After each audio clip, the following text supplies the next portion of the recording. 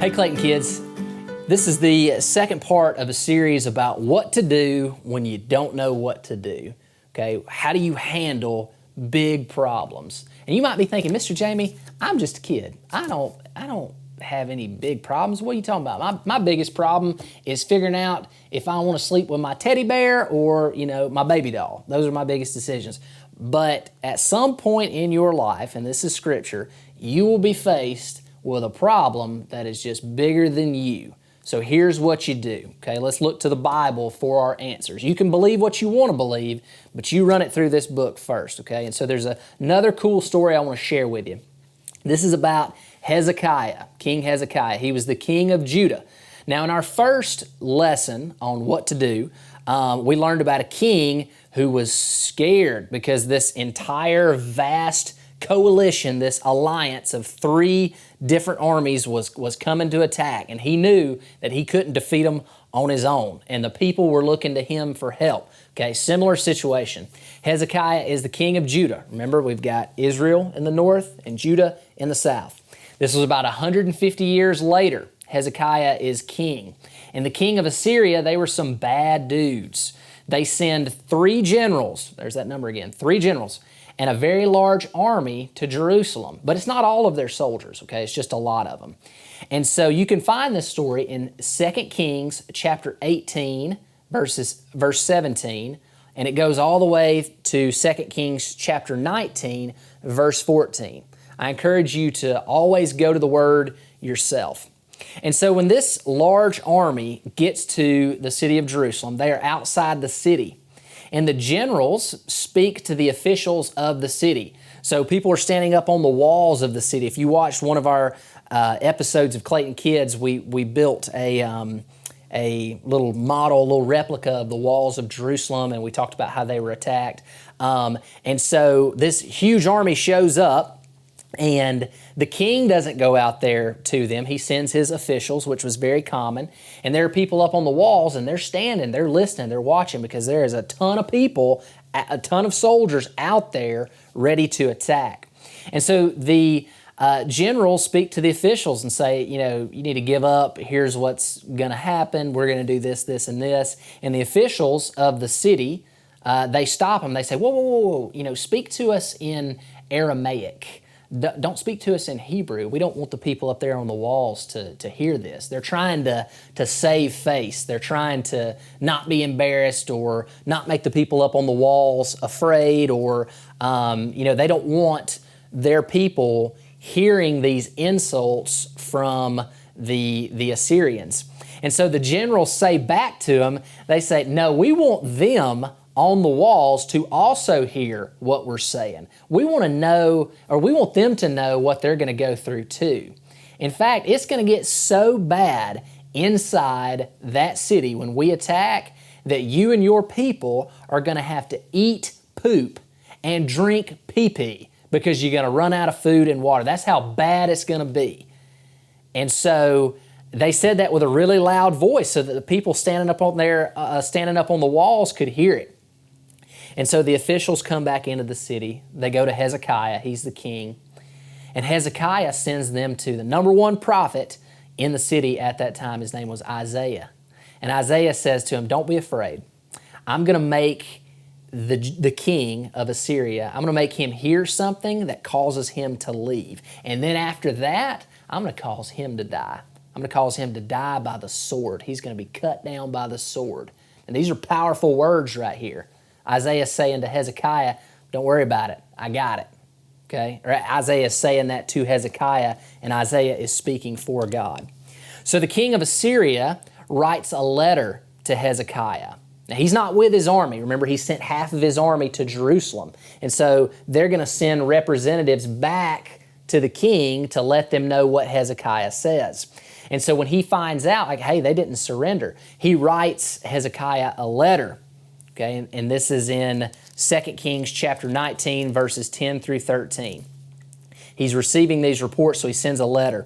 And it says, say to Hezekiah, king of Judah, Do not let the God you depend on deceive you when he says Jerusalem will not be given into the hands of the king of Assyria. Surely you have heard what the kings of Assyria have done to all the other countries. We destroyed them completely. And will you be delivered? Did the gods of these other nations stop us? Where's the kings of all these other places? Where are these kings? They're dead, and you're going to die too. You better give up.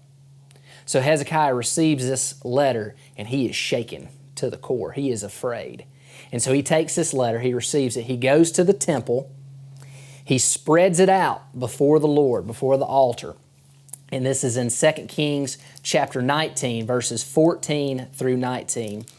Hezekiah received the letter from the messengers and read it. Then he went up to the temple of the Lord, spread it out before the Lord, and he prayed to the Lord, Lord, the God of Israel, enthroned between the cherubim, you alone are God over all the kingdoms of the earth. You have made heaven and earth. Give ear, Lord, and hear. Open your eyes, Lord, and see. Listen to the words Sennacherib, that was the king of Assyria, the real bad, mean guy, has sent to ridicule the living God. It is true, Lord, that the Assyrian kings have laid waste these nations and their lands. They have thrown their gods into the fire and destroyed them, for they were not gods, but only wood and stone, fashioned by human hands.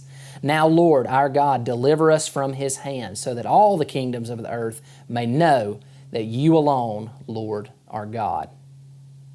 And so this is his prayer in the temple. He is laying down before God saying, I don't know what to do. I can't face this guy. He's too big. He's too strong. They're going to kill us all.